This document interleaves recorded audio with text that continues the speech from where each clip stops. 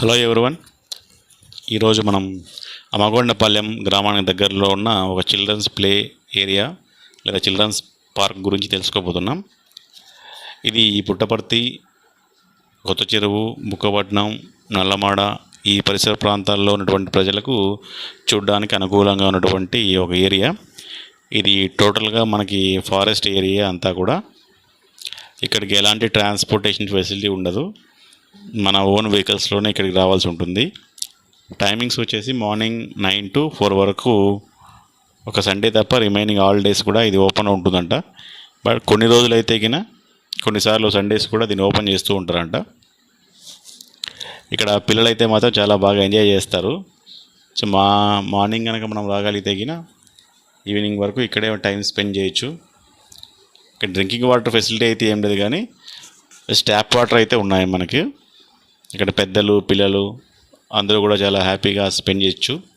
మనకు వీకెండ్స్లో అయితే ఇక్కడ రావడం చాలా బాగుంటుంది.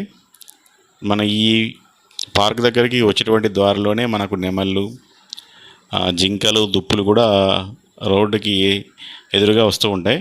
వాటిని కూడా మనం చూడవచ్చు. నైట్ టైం అయితే ఇది సేఫ్టీ కాదు. డే టైంలో మాత్రమే మనం ఈ పార్క్కి వెళ్ళి రావడానికి చాలా అనుకూలంగా ఉంటుంది. నైట్ టైం అంతా మనకు ఈ వైల్డ్ ఎలిమెంట్స్ అన్నీ కూడా రోడ్లోకి వస్తూ ఉంటాయి. అందువల్ల డే టైం మనం పోగలిగితే చాలా బెటర్. ఇక్కడ మన ఆటోలో కానీ కార్లో కానీ వెళ్తే మనతో పాటు లంచ్ కూడా తీసుకెళ్తే ఇక్కడే చేసి హ్యాపీగా మనం టైం స్పెండ్ చేయొచ్చు. పిల్లలు అయితే బాగా ఎంజాయ్ చేస్తారు. ఇక్కడ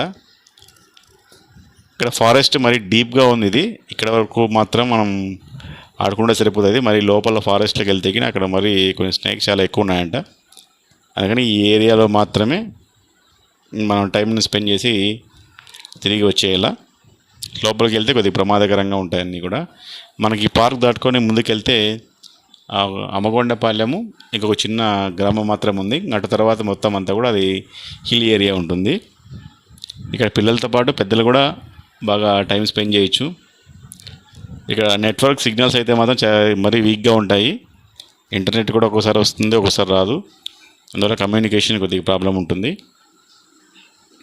ఎండాకాలం అయితే సో మరి ఎండ ఎక్కువ ఉంటుంది. ఎండాకాలం తప్పించి రిమైనింగ్ డేసెస్లో మాత్రం వాతావరణం కొద్దిగా చల్లగా ఉంటుంది.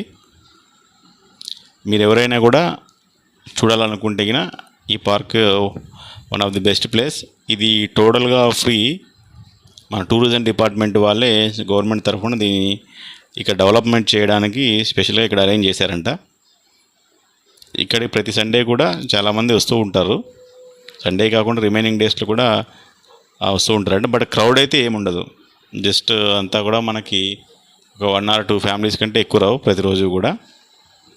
అందువల్ల మనకు ప్లే ఐటమ్స్ అన్నీ కూడా చాలా ఫ్రీగానే ఉంటాయి. మీరు ఎవరైనా ఈ ఏరియాలో కనుక ఉంటే ఒకసారి వెళ్ళి చూడడానికి ప్రయత్నం చేయండి. Thank you. Thanks for watching.